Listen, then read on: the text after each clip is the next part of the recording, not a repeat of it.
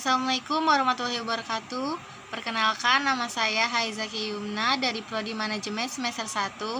Di sini saya akan menjelaskan materi yang telah saya pelajari, yaitu teori organisasi dari bab 1 sampai dengan bab 7.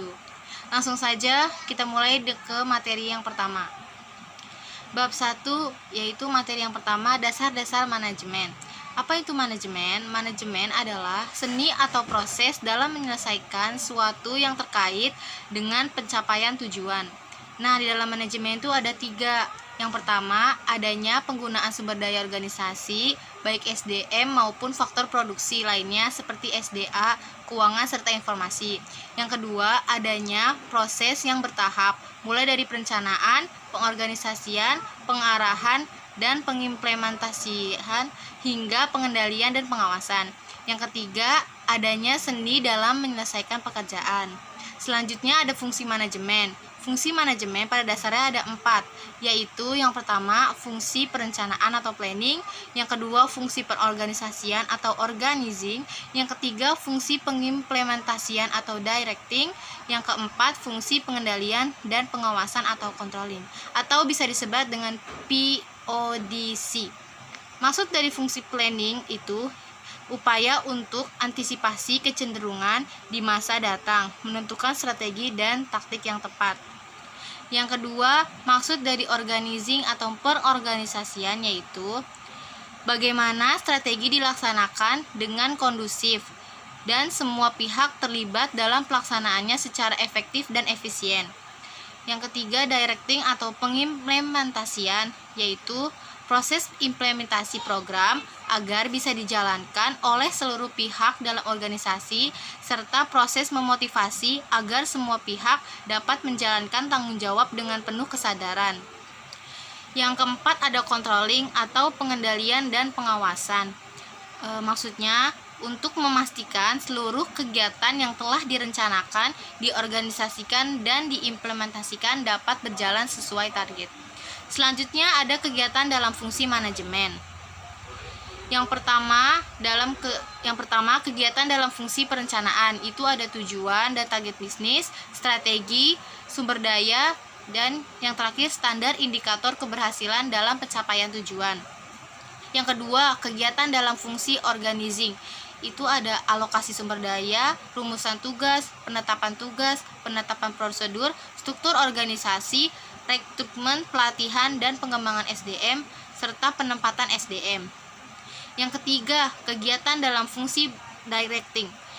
Ada proses kepemimpinan, bimbingan dan motivasi, tugas dan penjelasan rutin, kebijakan, dan SOP. Dan yang terakhir, kegiatan dalam fungsi controlling. Ada evaluasi keberhasilan, langkah klasifikasi dan koreksi, alternatif solusi untuk masalah. Lalu ada fungsi operasional dari manajemen, yaitu terdiri dari manajemen SDM, manajemen produksi, manajemen pemasaran, dan manajemen keuangan. Lanjut ke materi kedua, yaitu bab 2, yaitu manajer dalam kegiatan manajemen. Apa itu manajer? Manajer adalah orang yang melakukan kegiatan manajemen, bertanggung jawab secara langsung untuk memastikan kegiatan dalam organisasi dijalankan seluruh pengemban tugas. Nah, keahlian manajemen itu ada 4. Yang pertama teknis, yang kedua komunikasi, yang ketiga konseptual, dan yang keempat pengambilan keputusan. Nah, terakhir ada ketingkatan manajemen dalam organisasi. Ada top management, middle management, supervisory atau first line management, dan non supervisory management. Bab ketiga yaitu ada lingkungan dan budaya organisasi. Yang pertama, organisasi bisnis sebagai bagian dari lingkungan. Organisasi merupakan bagian dari lingkungan masyarakat. Kegiatan manajemen wajib perhatikan faktor lingkungan terkait internal, eksternal. Dalam eksternal itu ada lingkungan mikro dan makro. Nah, yang pertama di lingkungan internal, apa aja sih yang dilakukan internal itu? Yang pertama ada owner, artinya pemilik sah akibat adanya penyertaan modal, ide, atau ketentuan lain dinyatakan dalam legalitas sah.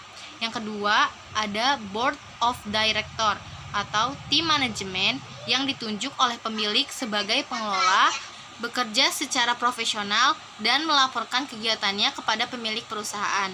Yang ketiga ada employees atau merupakan unsur DSM yang sangat dominan, jumlahnya paling banyak, bergelut dalam aktivitas sehari-hari, merupakan aset dalam organisasi.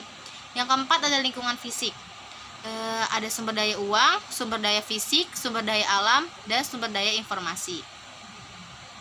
Nah, yang selanjutnya ada lingkungan eksternal. Nah, itu terdiri dari customer, kompetitor, supplier, strategic partner, dan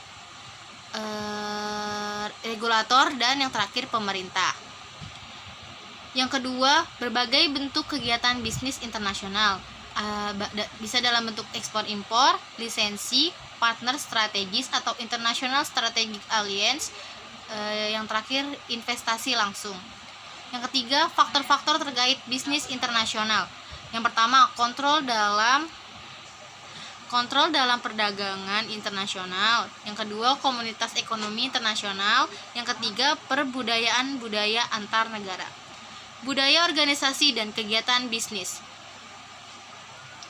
Yang pertama, pentingnya budaya bagi organisasi bisnis. Yang kedua, faktor penentu terbentuknya budaya organisasi. Yang ketiga, manajemen bagi budaya organisasi. Selanjutnya masuk ke bab keempat, yaitu tanggung jawab sosial dan etika manajemen.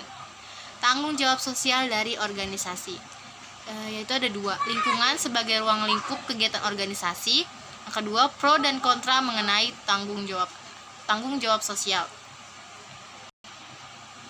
Mengelola tanggung jawab sosial dari perusahaan ada beberapa strategi. Yang pertama, strategi reaktif. Yang kedua, strategi defensif. Yang ketiga, strategi akomodatif. Yang keempat, strategi proaktif. Manfaat tanggung jawab sosial itu ada 3 bagi beberapa. Yang pertama, manfaat bagi perusahaan. Yang kedua, manfaat bagi masyarakat. Dan yang ketiga, manfaat bagi pemerintah. Selanjutnya, materi konsep dasar etika manajemen. Menurut Kreiter tahun 1992, etika adalah keyakinan apa yang dianggap baik dan buruk. Etika dalam manajemen berbicara mengenai nilai yang dianut organisasi sesuai bisnis yang dijalankan. Konsep dasar etika manajemen. Yang pertama, nilai personal sebagai standar etika. Yang kedua, nilai terminal. Yang ketiga, nilai instrumental. Yang keempat, pandangan empiris tentang nilai personal. Yang kelima, konflik nilai. Selanjutnya masuk ke bab kelima, yaitu fungsi perencanaan dan pengambilan keputusan, yaitu planning. Menurut Robbins dan Coulter 2002, planning adalah proses yang dimulai dari penetapan organisasi, menentukan strategi untuk pencapaian tujuan organisasi secara menyeluruh untuk mengintegrasikan dan mengkoordinasikan seluruh pekerjaan. Fungsi planning yaitu yang pertama sebagai arahan, yang kedua minimalisir pemborosan, yang ketiga minimalisir dampak perubahan, dan yang keempat standar kualitas. Selanjutnya, persyaratan perencanaan. Yang pertama harus bersifat faktual atau realistis, yang kedua logis dan rasional, yang ketiga fleksibel, yang keempat komitmen, dan yang terakhir komprehensif. Jenis-jenis tujuan. Yang pertama ada tujuan strategis, yang kedua tujuan taktis, dan yang ketiga tujuan operasional. Beberapa jenis rencana, yaitu yang pertama rencana strategis jangka panjang, yang kedua rencana strategis jangka menengah, dan yang ketiga rencana operasional. Selanjutnya ada MBO atau Management by Objectivities, yaitu manajemen berdasarkan sasaran dan tujuan. Yang kedua, adanya kesepakatan bersama pimpinan dan bawahan untuk mencapai tujuan. Selanjutnya ada alat bantu perencanaan, yaitu ada flow chart, yang kedua ada Gantt chart, dan yang ketiga ada PERT network. Penyelesaian masalah dan pengambilan keputusan. Yang pertama, harus memahami masalah dan penyelesaian masalah tersebut. Dan yang kedua, masalah dan gejala. Yang ketiga, memahami keputusan. Pengambilan keputusan. Faktor lingkungan dan pengambilan keputusan. Yang pertama, pengambilan keputusan saat keadaan tidak pasti. Yang kedua, pengambilan keputusan pada keadaan yang mengandung risiko. Selanjutnya, faktor terkait keterbatasan dan pengambilan keputusan, yaitu yang pertama, keterbatasan rasionalitas. Yang kedua, keterbatasan ingatan. Yang ketiga, masalah pengambilan keputusan. Yang keempat, sumber daya yang terbatas. Yang kelima, masalah keahlian. Dan yang keenam, lingkungan yang beresiko. Lanjut ke materi ke bab 6, yaitu manajemen strategis perusahaan. Pengertian strategi. Menurut Griffin 2000, strategi adalah rencana komprehensif untuk mencapai tujuan organisasi.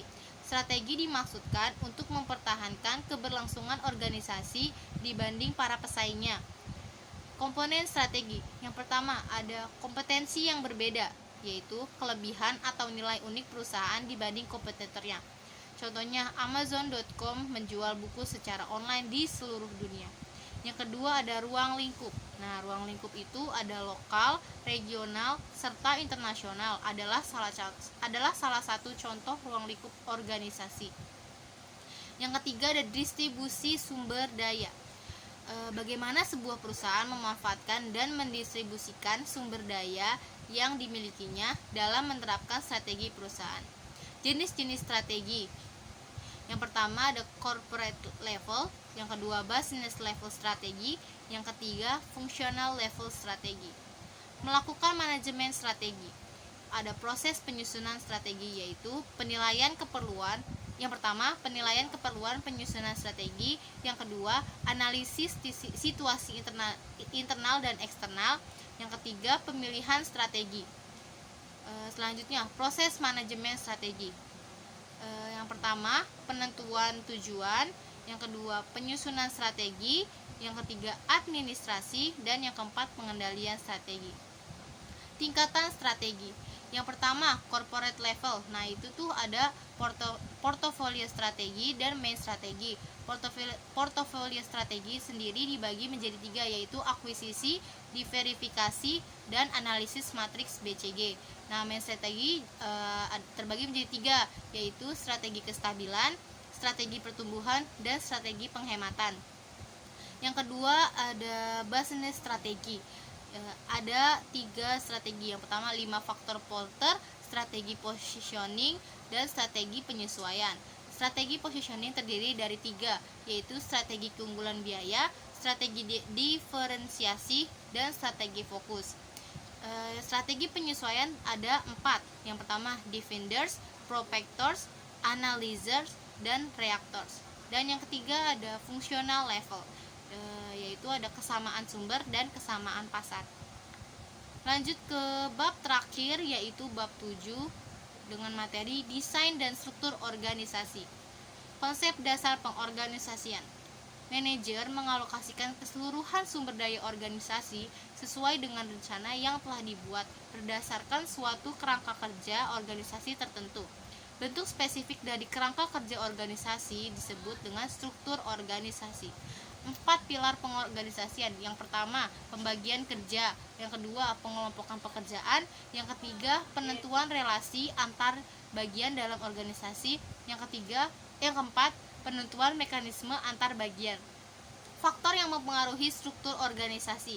Yang pertama ada strategi organisasi, yang kedua ada skala organisasi, yang ketiga teknologi, dan yang keempat ada lingkungan.